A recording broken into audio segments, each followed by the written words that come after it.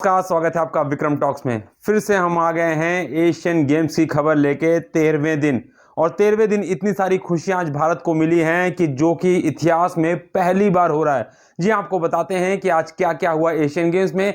उससे पहले चैनल को कर लीजिए सब्सक्राइब, क्योंकि हर एक ताज़ा जानकारी और विश्लेषण के साथ आपको यही मिलेगी। आइए चलिए अब आपको बताते हैं कि आज भारत कितने मेडल जीत चुका है और अगले 2 दिन में भारत के पास क्या क्या उम्मीदें हैं। तो सबसे पहली बात यह है कि भारत के लिए आज सबसे बड़ी खुशी की यह बात है कि सभी देशवासियों की दुआएं और खिलाड़ियों और कोच और सपोर्ट स्टाफ का शानदार प्रयास के चलते भारत इस बार 100 पार का जो नारा था मेडल्स में वो पूरा कर चुका है।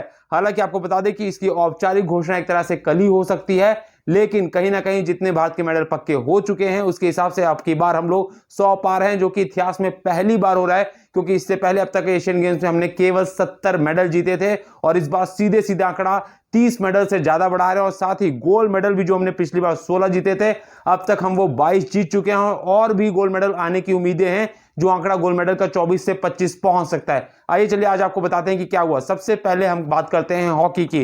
जी हां, हॉकी का स्वर्णिम युग वापिस आ रहा है। जिस हॉकी में हमने 8 ओलंपिक मेडल जीत चुके हैं, एशियन गेम्स में भी जीते था, आज फिर से उसको दोहराते हुए 2014 के बाद भारत ने जापान, जो कि पिछले बार का चैंपियन था, उसको 5-1 से रौंदते हुए इसलिए क्योंकि 5 गोल की बढ़त। आप सोचिए फाइनल जैसे मैच में जहां पे भारत ने एक तरफा मैच करते हुए ना केवल यहां पे गोल्ड मेडल जीता है, बल्कि आपको बता दें कि भारत पेरिस ओलंपिक के लिए सीधा क्वालिफाई कर गया। क्योंकि जो भी ये एशियन गेम्स का गोल्ड मेडल जीतता है वो सीधे पेरिस ओलंपिक के लिए क्वालिफाई करता और वो टीम बनी है भारत। तो इस हिसाब से भारत का आपको चलिए पूरा मेडल तैयार करके बता देते हैं।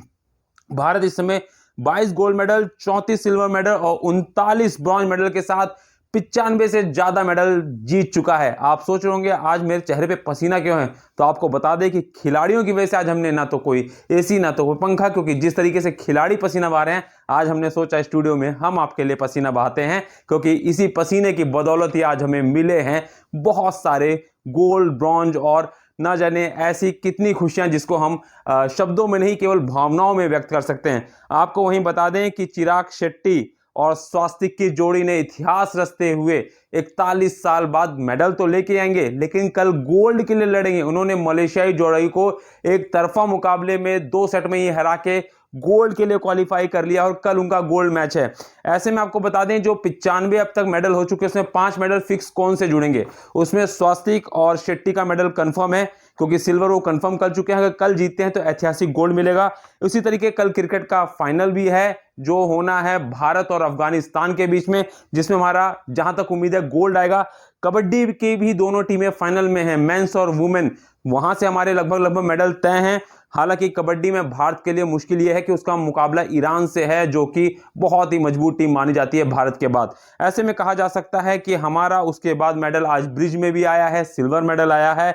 और सबसे बड़ी बात, रेसलिंग में बजरंग पूनिया ने थोड़ा सा आज हमें निराश किया, कह सकते हैं कि उनका दिन नहीं था और वो कोई मेडल नहीं जीत पाए, बल्कि उनकी जगह अमन शेरावत और कृष्णा ने जो मेडल जीते, उससे रेसलिंग में भी आज हमें 3 ब्रॉन्ज मेडल आ गए।